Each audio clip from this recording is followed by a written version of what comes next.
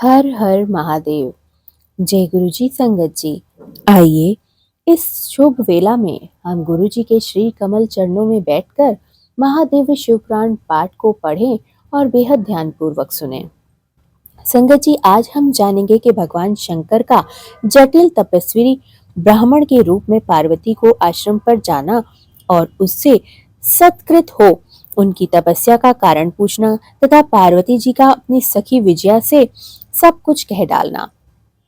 ब्रह्मा जी कहते हैं, नारद, उन सप्त ऋषियों के अपने लोक में चले जाने पर सुंदर लीला करने वाले साक्षात भगवान शंकर ने देवी के तप की परीक्षा करने का विचार किया। मन ही मन पार्वती से बहुत संतुष्ट थे वे। परीक्षा के लिए बहाने से पार्वती जी को देखने के लिए जटाधारी तपस्वी का रूप धारण किया। रूप धारण करने के बाद भगवान शंभु उनके वन में चले गए। अपने तेज से प्रकाशमान अत्यंत बूढ़े ब्राह्मण का रूप धारण करके प्रसन्नचित हो वे एक दंड और छत्र लिए वहां से प्रस्थित हुए। आश्रम में पहुंचकर उन्होंने देखा देवी शिवा सखियों से घिरी हुई एक वेदी पर बैठी हैं और चंद्रमा की विशुद्ध कला सी प्रतीत होती हैं। ब्रह्मचारी का रूप धारण किए हुए भक्त वत्सल शंभु पार्वती को देखकर प्रीति पूर्वक उनके पास गए। उन अद्भुत तेजस्वी ब्राह्मण देवता को आया देखकर उस समय देवी शिवा ने समस्त पूजन सामग्री द्वारा उनका पूजन आरंभ किया। जब उनकी पूजा भली भांति हो गई, उनका सत्कार हो गया, तब सामग्रियों द्वारा उनकी पूजा संपन्न कर ली गई। तब पार्वती जी ने बड़ी प्रसन्नता के साथ प्रेम पूर्वक उन ब्राह्मण देव से आदर पूर्वक कुशलता का समाचार पूछा। पार्वती बोली, ब्राह्मण जी, आप इस रूप को धारण करके क्यों आए हैं? आप कौन हैं और कहां से पधारे हैं? वेद वेताओं में आप श्रेष्ठ विप्रवर, आप अपने तेज से इस वन को प्रकाशित कर रहे हैं।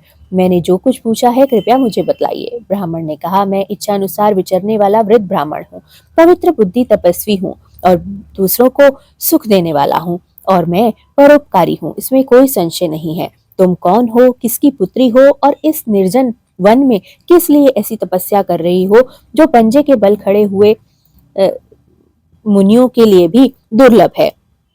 तुम ना बालिका हो न वृद्धा हो, सुंदरी तरुणी जान पड़ती हो, फिर किस लिए पति के बिना इस वन में आकर कठोर तपस्या कर रही हो? भद्रे, क्या तुम किसी तपस्वी की सहचारिणी तपस्विनी हो? देवी, क्या वह तपस्वी तुम्हारा पालन पोषण नहीं करता जो तुम्हें छोड़कर अन्यंत्र चला गया?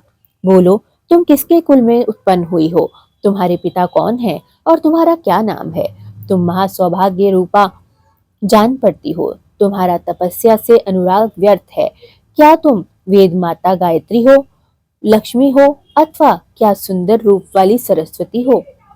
इन तीनों में तुम कौन हो, यह मैं अनुमान नहीं लगा पा रहा हूँ। पार्वती बोली, विप्रवर, ना मैं वेद माता गायत्री हूँ, ना मैं लक्ष्मी हूँ और ना ही मैं सरस्वती हूँ। इस समय मैं हिमाचल की पुत्री हूँ और मेरा नाम पार्वती है। पूर्व काल में, इससे पहले के जन्मों में मैं प्रजापति दक्ष की पुत्री हुआ करती थी। उस समय मेरा नाम सती था। एक दिन पिता ने मेरे पति की निंदा कर डाली, जिससे कुपित हो मैंने योग के द्वारा अपना शरीर जलाकर भस्म करा और त्याग दिया। इस जन्म में भगवान शिव मुझे फिर मिल गए थे, परंतु भाग्यवश काम को भस्म करके वे मुझे भी छोड़कर चले गए। ब्राह्मण शंकर जी के चले जाने पर फिर विरहता से उद्गित हो उठी और तपस्या के लिए दृढ़ निश्चय करके पिता के घर से यहाँ गंगा जी के तट पर चली आई। यहाँ दीर्घ काल तक कठोर तपस्या करके भी मैं अपने प्राण वल्लभ को, भक्तों को न पा सकी, इसलिए अग्नि में प्रवेश करने जाना चाहती हूँ। इतने में ही आपको आया देख मैं क्षण भर के लिए ठहर गई। अब आप जाइए, मैं अग्नि में प्रवेश करूंगी, क्योंकि भगवान शिव ने मुझे स्वीकार नहीं किया है। किंतु जहाँ जहाँ मैं जन्म लूंगी वहां वहां शिव का ही पवित्र रूप मैं अपने पति रूप में धारण करूंगी। ब्रह्मा जी कहते हैं, नारद, ऐसा कहकर पार्वती उन ब्राह्मण देवता के सामने ही अग्नि में समा गई। यद्यपि ब्राह्मण देव सामने से उन्हें बारंबार ऐसा करने के लिए रोक रहे थे। अग्नि में प्रवेश करते ही पर्वत राजकुमारी पार्वती तपस्या से के प्रभाव से वह आग उसी समय चंदन पंख के समान शीतल हो गई। क्षण भर उस समय आग के भीतर रहकर जब पार्वती आकाश के ऊपर की ओर उठने लगी, तब तब ब्राह्मण रूपधारी शिव ने सहसा हंसते हुए उनसे पूछा, अहो भद्रे, तुम्हारा तप क्या है? मेरी समस्या है, मुझे समझ नहीं आ रहा। इधर अग्नि से तुम्हारा शरीर नहीं जला, यह तो तपस्या की सफलता का सूचक है, परंतु अब तक तुमने अपना मनोरथ प्राप्त नहीं किया है। इससे उसकी विफलता प्रकट होती है। अतः देवी, सबको आनंद देने वाली मुझ श्रेष्ठ ब्राह्मण के सामने तुम अपने अभीष्ट मनोरथ का सच सच बता दो। ब्राह्मण जी कहते हैं, नारद, ब्राह्मण के इस प्रकार पूछने पर उत्तम व्रत का पालन करने वाली अंबिका अपनी सखी को उत्तर देने के लिए प्रेरित करती है। पार्वती से प्रेरित होकर विजया नामक प्राण प्यारी सखी, जो उत्तम व्रत के लिए जानी जाती थी, जटाधारी तपस्वी से कहती है, सखी बोली, साधो, तुमने पार्वती जी के उत्तम चरित्र का, इनकी तपस्या के समस्त कारणों का वर्णन कर दिया है। मैं भी करती हूँ। आप सुनना चाहते हो तो सुनो। मेरी सखी गिरजाराज हिमाचल की पुत्री है। ये पार्वती और काली नाम से विख्यात है तथा माता मेनका की कन्या है और उन्हें बहुत ही प्रिय है। अब तक किसी ने इनके साथ विवाह नहीं किया है। ये भगवान शिव के सिवा किसी दूसरे को नहीं अपनाना चाहती। उन्हीं के लिए 3000 वर्षों से तपस्या कर रही हैं। भगवान शिव की प्राप्ति के लिए ही मेरी इन सखी ने ऐसा तप प्रारंभ किया है। विप्रवर, इसमें जो कारण है मैं उसे बतलाती हूँ, सुनिए।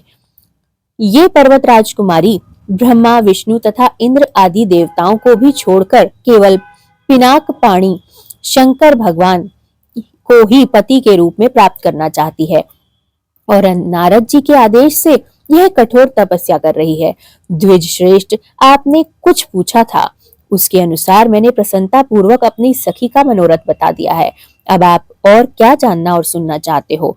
ब्राह्मण जी कहते हैं, नारद, विजया का यह यथार्थ वचन सुनकर जटाधारी तपस्वी रुद्र हंसते हुए बोले, सखी से यह जो कुछ भी तुमने कहा है उसमें मुझे परिहास का अनुमान होता है। यदि यह सब ठीक है तो पार्वती जी अपने मुंह से कहें। जटिल ब्राह्मण की इस प्रकार से कहने पर पार्वती देवी ने अपने मुंह से यूं कहा, हर हर महादेव। जय गुरुजी, शुक्राना गुरुजी, अनंतम अनंतम शुक्राना। सर्वदा भला गुरुजी। इस पाठ को पढ़ने और सुनने वाले समस्त लोगों का कल्याण हो, समस्त सृष्टि का कल्याण हो, समस्त प्रकृति का कल्याण हो, समस्त पितरों को उत्तम गति और स्थान प्राप्त हो। जय गुरुजी, शुक्राना गुरुजी। समस्त जीव जंतुओं पर भी अपनी कृपा करना गुरुजी। हर हर महादेव।